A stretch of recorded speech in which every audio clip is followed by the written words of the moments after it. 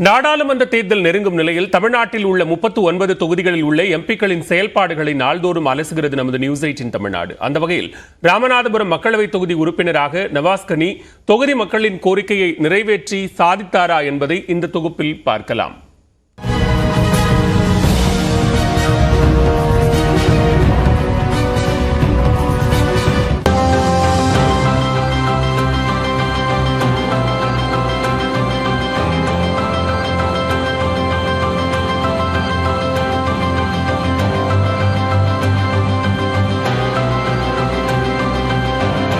தமிழ்நாட்டில் நீர்வள பற்றாக்குறையால் வானம் பார்த்த பூமி என அழைக்கப்படும் ஒரே மாவட்டம் ராமநாதபுரம்.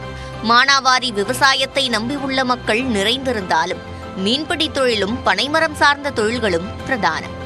பாம்பன் பாலம், அப்துல் கலாம் மணிமண்டபம், ஆசியாவின் மிக நீளமான பிரகாரம் கொண்ட ராமேஸ்வரம் ராமநாத சுவாமி திருக்கோவில், தனுஷ்கோடி, தேவிப்பட்டினம் கடலில் அமைந்துள்ள நவபாஷண கோவில், ஏர்வாடி தர்கா, ஓரியூர் தேவாலயம் என வழிபாட்டு தலங்கள், சுற்றுலா இடங்கள் ஏராளம்.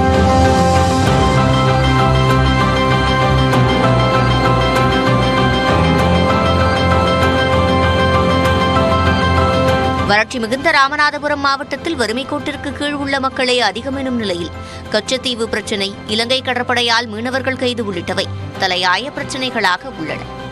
இம்மாவட்டத்தில் உள்ள பரமக்குடி, திருவாடானை, ராமநாதபுரம், முதுகுளத்தூர் ஆகிய 4 சட்டமன்ற தொகுதிகளுடன் புதுக்கோட்டை மாவட்டத்தின் அறந்தாங்கி, விருதுநகர் மாவட்டத்தின் திருச்சுழி 2 சட்டமன்ற தொகுதிகளை சேர்த்து 6 சட்டமன்ற தொகுதிகளுடன் உருவாக்கப்பட்டது ராமநாதபுரம் மக்களவை தொகுதி.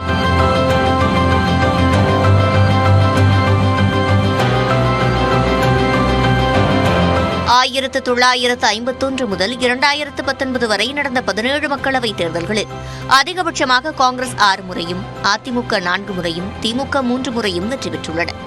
2019 திமுக கூட்டணியில் போட்டியிட்ட இந்திய யூனியன் முஸ்லீம் லீக் கட்சியின் நவாஸ்கனி 44% வாக்குகளுடன் வெற்றி பெற்றார். நவாஸ்கனி 4,69,943 வாக்குகள் பெற்ற நிலையில் பாஜகவின் நயினார் நாகேந்திரன் 3,42,821 வாக்குகள் பெற்று தோல்வியடைந்தார். தொகுதியில் எளிமையானவராக வலம் வரும் நவாஸ்கனி மக்களவையில் 89% வருகை பதிவை உறுதி செய்துள்ளார். 134 விவாதங்களில் பங்கேற்று மக்கள் பிரச்சினைகளுக்காக 271 கேள்விகளை எழுப்பியுள்ளார். தொகுதி மேம்பாட்டு நிதியை இது ஒரு ஆஸ்பிரேஷனல் டிஸ்ட்ரிக்ட்ங்கிற அடிப்படையில் நம்முடைய மாவட்டத்திற்கு, விருதுநகர் மாவட்டத்திற்கு ஆஸ்பிரேஷனல் டிஸ்ட்ரிக்டுக்கு சோலார் விளக்குகள் அமைப்பதற்கு என்னுடைய தொகுதி மேம்பாட்டு நிதியிலிருந்து 1 பங்கு கொடுத்தால் 3 பங்கு ஒன்றிய அரசின் நிதியோடு சேர்த்து ஒரு திட்டம் இருந்தது. அதை பயன்படுத்தி என்னுடைய தொகுதி மேம்பாட்டு நிதியை 1.25 கோடி ரூபாயை அங்கே ஒப்படைத்து கிட்டத்தட்ட 5 கோடி ரூபாய்க்கு முதல் வருடத்திலே இந்த மாவட்டம் முழுவதும் 2000 சோலார் விளக்குகள் பொருத்தப்பட்டது. இன்றைக்கும் நீங்க பார்க்கலாம், எல்லா இடங்கள்லையும் மாலையில ஆட்டோமேட்டிக்கா அந்த லைட் எரியும். தொகுதிக்கு உட்பட்ட அனைத்து பகுதிகளிலும் பயணியர் நிழற்குடை அமைத்தது வரவேற்பை பெற்றுள்ளது. உயர் மின் விளக்கு கோபுரங்கள், சோலார் விளக்குகள், ஹோலோ பிளாக் வழித்தடங்கள், கலையரங்குகள், சமுதாய கூடங்கள், மேல்நிலை குடிநீர் தொட்டிகள், ரேஷன் கடைகள் உள்ளிட்டவையும் கட்டித்தரப்பட்டுள்ளன. விவசாயிகளுக்கு பயிர் காப்பீட்டுத் தொகை கிடைக்க நடவடிக்கை மேற்கொண்டது, வாக்குறுதி அளித்தபடி மருத்துவக் கல்லூரி அமைத்ததும் கவனம் ஈர்த்துள்ளன. அதே நேரத்தில் சுமார் 1 கோடி ரூபாய்க்கு மேல் சொந்த செலவில் 3,500 மாணவ மாணவிகளுக்கு உயர்கல்வி பயில உதவியுள்ளார். கடலோர பகுதியில் மீனவர்களுடைய வாழ்வாதாரம் அந்த கடலை வைத்துத்தான் இருக்கிறது. அவர்கள் அடிக்கடி இலங்கை கடற்படையால் இன்னலுற்ற போது தனது தொடர் முயற்சியாலும் சொந்த முயற்சியாலும் வெளியுறவுத்துறை அமைச்சரையும் கடல்சார் அமைச்சரையும் சந்தித்து தொடர்ந்து அவர்களுக்காக குரல் கொடுத்து அதன் மூலம் வெற்றி கண்டவர். 5 ஆண்டுகளில் 3500க்கும் மேற்பட்ட ஏழை மாணவ மாணவிகள் உயர்கல்வி படிப்பதற்கு தனது சொந்த நிதியை வழங்கியிருக்கின்ற நவாஸ்கனி அவர்களுடைய சாதனை என்பது மகத்தானது. அதே நேரத்தில் மீனவர் பிரச்சினைக்கு தீர்வு காணாதது நவாஸ்கனிக்கு மைனஸாக பார்க்கப்படுகிறது. ராமேஸ்வரம் முதல் பரமக்குடி வரை 4 வழிச்சாலை அமைக்க நடவடிக்கை எடுக்கவில்லை என்றும், கூடுதல் ரயில் வழித்தடங்கள் அமைக்கவில்லை எனவும் கூறப்படுகிறது. குண்டு மிளகாய்க்கு புவிசார் குறியீடு கிடைத்தும் அதனை மேம்படுத்த நடவடிக்கை எடுக்கவில்லை என கூறப்படுகிறது.